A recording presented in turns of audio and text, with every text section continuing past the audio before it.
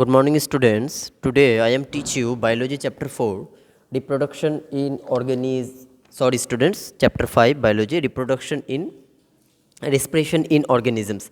The respirations are the two type, aerobic respiration and anaerobic respiration. What is aerobic respiration? Those respiration in the presence of oxygen, it is called aerobic respiration, and anaerobic respiration, those respiration in the absence of oxygen, this is called anaerobic respiration. The air that you breathe in the passes through the nostril, air क्या करते हैं जब हम लोग nostril के द्वारा लेते हैं यानी नोज़ के द्वारा, तो the hair of the mucus is the present of the nostril. हम लोग के नोज़ के अंदर में क्या होते हैं, हेयर होते हैं, जिसके अंदर में क्या होते हैं, बहुत सारे जम्स क्या होते हैं, एयर क्या होते हैं, नॉस्ट्रिल के अंदर में जाके फंस जाते हैं बहुत सारे जम. Nostril also the warm, nostril क्या होता है, काफ़ी ज़्यादा वार्म रहता है ऑफ द एयर के वजह से, जिसके होता है बॉडी टेम्परेचर के वजह से. The air then enter into the tube like structure called trachea. Air के अंदर ये जो ट्यूब लाइक जो स्ट्रक्चर देख रहे हो, जिसको हम लोग क्या बोलते हैं, ट्राकिया बोलते हैं. ट्राकिया जो होते हैं स्टूडेंट, वो कार्टिलेज का बना होता है, इसलिए क्या होता है, ट्राकिया ज़्यादा लचीला होता है. The trachea is commonly called a wind pipe. Trachea का दूसरा नाम क्या, विंड पाइप है. Trachea to contain of mucus which trap of the dust and micro organism that have maintain their passes through of nostril. The mucus along with the dirt and has been the trap into the passage of the windpipe regulate of the nervous system. The trachea divided into the lower into the narrow of the tube called bronchi. Trachea के अंदर में जो tube जो होता है, जिसको हम लोग ये जो वाल जो देख रहे हो, वाल को क्या बोलते हैं, ब्रोंकी.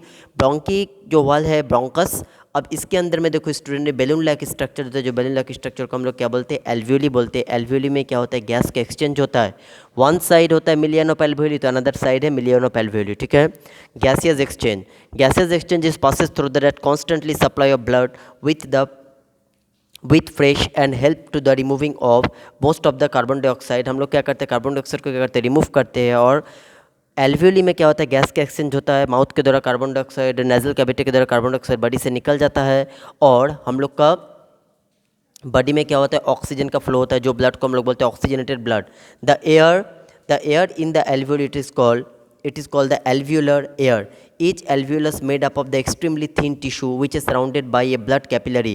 Blood capillary जो होता है, जो क्या होता है, very narrow and the blood vessels of extremely the wall. This arrangement of the bring of alveolus when the fresh air enter into the alveoli. जब हम लोग का fresh air जब क्या होता है alveoli में आते हैं, तो क्या होता है, ऑक्सीजन के साथ वो मिलता है ब्लड, और क्या होता है, ऑक्सी हीमोग्लोबिन बनता है, जो क्या करता है, हम लोग का पूरा बॉडी में सर्कुलेटेड होता है एंड गैसियस का एक्सचेंज होता है. Blood capillary oxygen every cell. Blood capillary के साथ ऑक्सीजन क्या होता है, हर सेल में पहुंचता है. Inside the cell oxygen react of the glucose.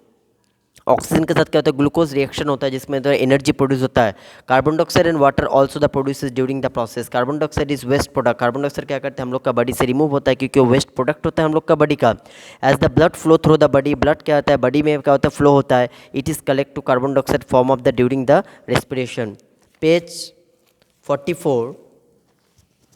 The body of living organism work all the time. हम लोग का बॉडी में, हम लोग का बॉडी क्या लिविंग ऑर्गेनिज्म है. हम लोग का बॉडी में सेल क्या करते हैं, हरदम अपना वर्क कर रहा है. To work of the body need to the energy. हम लोग को बॉडी में ज़्यादा एनर्जी का जरूरी होता है. Living organism also need. जितने भी लिविंग ऑर्गेनिज्म है, सारा लिविंग ऑर्गेनिज्म के लिए एनर्जी जरूरी होता है. Keep themselves of the warm. हम लोग का बॉडी को वार्म रखने के लिए obtain energy by the burning of glucose cell. The process is called cellular respiration. What is cellular respiration? The process themselves the obtain of energy during the glucose. Glucose के साथ energy हम लोग का body में supplement होता है, जिसके द्वारा जो रेस्पिरेशन होता है, रेस्पिरेशन को सेलुलर रेस्पिरेशन बोला जाता है. What is anaerobic respiration? Those respiration in the absence of oxygen, this is called anaerobic respiration. Reaction glucose plus oxygen produces product is carbon dioxide, water and energy. Your body is work when you the run. हम लोग का body work करता है जब हम लोग run करते हैं, एंड हम लोग का बॉडी में एनर्जी उत्पन्न होता है. To obtain of the more energy of the body burn a large amount of glucose to the body of need energy extra glucose by the remove. तो students, today I am discuss anaerobic or aerobic respiration. First question, note it down. First question is differentiates between aerobic and anaerobic respiration.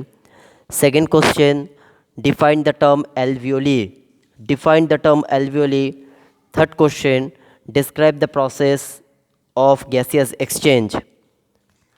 Fourth question, what is cellular respiration?